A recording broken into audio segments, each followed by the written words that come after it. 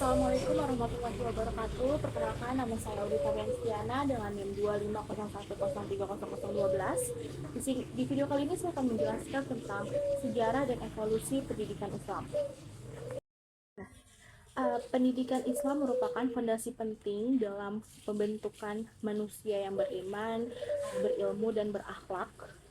Islam memandang pendidikan sebagai proses pembentukan karakter dan kepribadian secara menyeluruh. Pendidikan Islam berkembang seiring perkembangan peradaban Islam di era digital, menghadirkan peluang sekaligus tantangan bagi pendidikan Islam. Diperlukan adaptasi tanpa meninggalkan nilai-nilai Al-Quran dan Sunnah.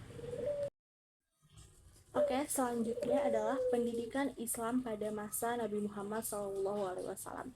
Pendidikan Islam bermula sejak turunnya wahyu pertama kepada Nabi Muhammad SAW, yaitu Quran Surat Al-Alaq ayat 1-5 yang berisi Iqra atau perintah membaca.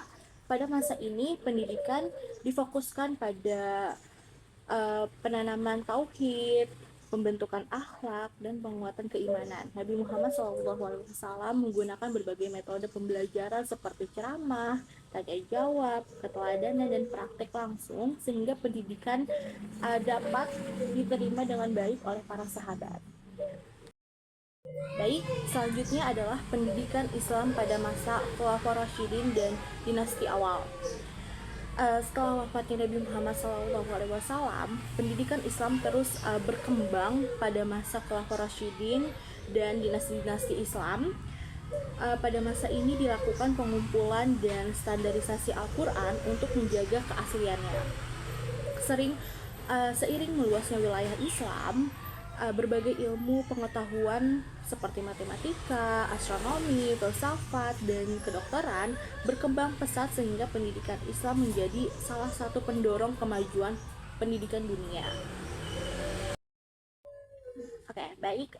Selanjutnya adalah sistem madrasah dan institusionalisasi pendidikan.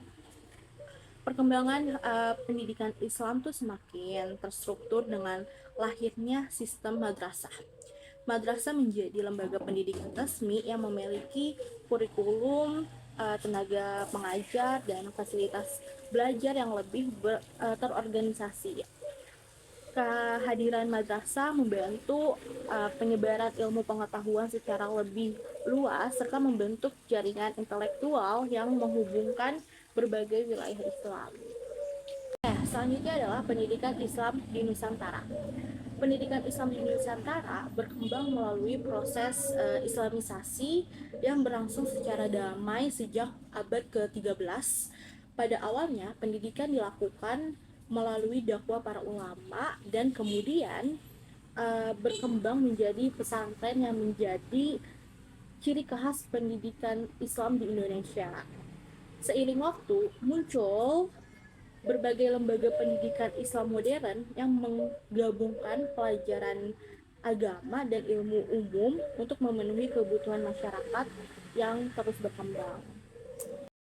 Oke, selanjutnya adalah modernisasi dan transisi menuju era digital.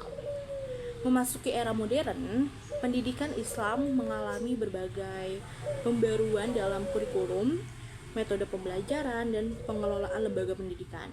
Perkembangan teknologi informasi kemudian membawa pendidikan Islam memasuki era digital, di mana proses belajar tidak lagi terbatas pada ruang kelas. Kehadiran internet dan media digital memberikan banyak kemudahan dalam mengakses ilmu pengetahuan, meskipun juga menghadirkan tantangan berupa penyebaran informasi yang tidak terkontrol dan menurunnya nilai-nilai moral. Oke, baik. Jadi dari materi yang tadi saya jelaskan dapat disimpulkan bahwa pendidikan Islam telah mengalami perjalanan yang sangat panjang dari zamannya Nabi Muhammad SAW sampai era digital saat ini.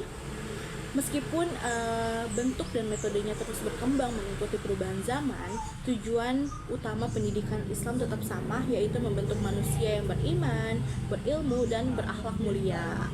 Oleh karena itu, pemanfaatan teknologi dalam pendidikan harus tetap berlandaskan nilai-nilai Al-Quran dan Sunnah agar mampu menciptakan generasi yang cerdas, religius, dan siap menghadapi tantangan masa depan. Baik, mungkin itu saja yang dapat saya sampaikan. Kurang lebihnya saya mohon maaf. Saya akhiri. Wassalamualaikum warahmatullahi wabarakatuh.